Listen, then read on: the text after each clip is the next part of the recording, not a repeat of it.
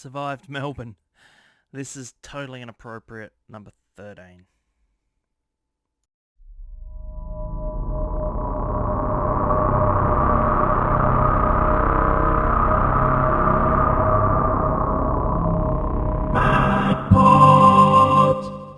So Melbourne is a total and utter hellhole now. There are stabbings every day in the city itself. And it's just become an absolute shithole. It's terrible. I probably won't be going back to Melbourne. Um, Not for a long time. There has to be something major to pull me into Melbourne, back to Melbourne anyway. Because I hated my time there. I really did. It was extremely scary. And just when you are on your own and everything, it is extremely scary, especially now. With it being a leftist hellhole. It's awful. But that said, this is totally inappropriate, so I can say what I fucking well please, and I can swear, and I can do whatever I like, even though I do swear often in other videos. But yeah, I noticed a lot of people were happy with my video on Doctor Who Season 13 box set. Thank you all so much for all my new subscribers. I couldn't believe how many subscribers I got from it. And yes, we'll be talking about Doctor Who again in this particular episode, namely my meeting with Carole Ann Ford. But firstly, I just kind of wanted to... this is kind of a cleansing for me. So now I'm out of Melbourne. I can look back now and for the events that I did go to and the places that I did go to. And yeah, and just what I thought about them and stuff. So firstly, I want to talk about PAX. So if you don't know what PAX is it's a gaming... Well, it's a bit hard now to explain it because you would think it was a computer gaming expo, an event for, people to look at games and stuff like that, board games as well, but mostly video games, and World of Warcraft, all that sort of weird stuff, which I'm not into, although I do like the games. But PAX Melbourne, I hadn't been there since 2019, and it's definitely not for kids anymore. 85,000 people attended, and it's more than what I've been to. Like in 2019, it was probably about, half that. I just couldn't get over the amount of people there. And with a lot with children, and it was quite disconcerting because there were a lot, and I'm just going to say it because I'm me, and this is what I say. There were a lot of predators in girl dresses, and I'm not just talking about frocks. I'm talking about getting dressed up as frickin' Daisy from Mario in Nintendo and walking around, just like, hey kiddies, come and see me, I'm your favourite character. No, thank you. And I definitely would say if you have children and they want to go to PAX, make sure that they are of a over 18, really. A lot, and I'm not just saying it's just because of the guys in the dresses either. There was a lot of women there that were, look, I'm no prude, but they were scantily clad to the point where they just had their butts showing, and I was just totally flabbergasted at it. And I'm definitely no prude, but around kids, no. So that's the last time I ever go to PAX. until they clean up their act. For a $90 ticket, all I got was a t-shirt.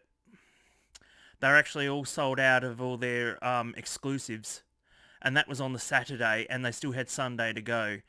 So yeah, I did not enjoy my time there at all, and I honestly couldn't wait to leave and to get out. And actually, I left. I was with my nephews, who are I think 23. I left them there to do whatever they wanted to do and have fun and that. But it was no fun for me, and I was so glad to get out of there and just go home. But it's not fun anymore for me anyway. At my age, I'm 51 this month. Then I went to Play DVDs, which I've mentioned on here before. Now, Play DVDs sell second-hand Blu-rays as well as the latest Blu-rays from around the world. And I've got some that I actually bought. I bought some absolute brilliant ones that were like, as far as I'm concerned, they're very rare. So I thought I'd share them with you guys. So I got 2 Blu-rays. Now, one of them has sold out and actually came out again. Radiance was one of my favorite producers of Blu-rays for the longest time. And, well, last year, they were massive last year. They had that Deo Gothic Volume 1. Still waiting to get Volume 2. But, yeah, they did do some really great releases last year. And I actually missed out on this first time around. So, this has been re-released, but it's a 1-disc. This is the 2-disc edition. And I was really happy to get it. It stars Barbara Steele. And it's called The Horrible Dr. Hitchcock. And it stars Barbara Steele. And it's sort of like a... I haven't actually watched it yet. But it's a little bit... It's quite dark.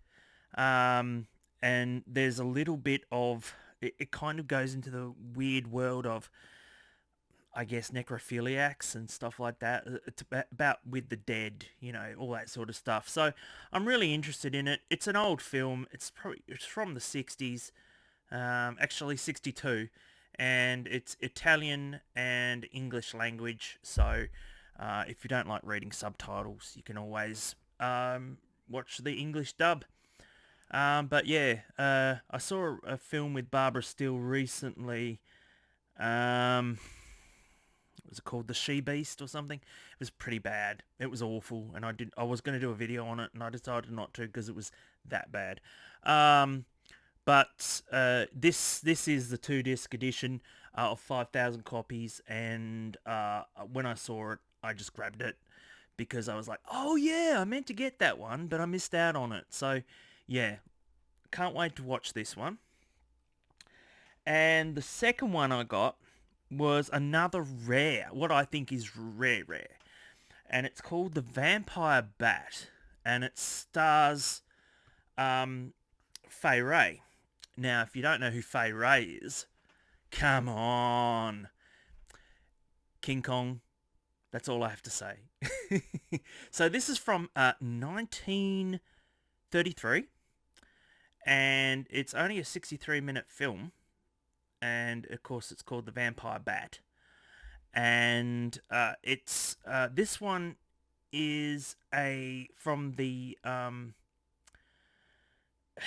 it's a rare video. It's a rare DVD that they've cleaned up, and it's a rare Blu-ray that they've cleaned up, and it has features in it. This is from 2017, sorry. So this was made in 2017. I don't know if this was a second-hand one. I'm guessing it was. But yeah, it stars Lionel Atwell, Fay Wray, and Melvyn Douglas, and it's The Vampire Bat. And it's been restored and digitally remastered from new 35mm film elements preserved by the UCLA Film and Television Archive. Comes with a couple of bonus features, actually. a new Melvin Douglas featurette with his son. Gregory Hesselberg audio commentary by film historian Sam Sherman. So, yeah, I just saw it and I just thought, hey, I've not seen this before ever, and I love old films on Blu-ray. I'm black and white, and yeah, Fay Ray. So, yeah, I got that one. And then I got a couple of CDs.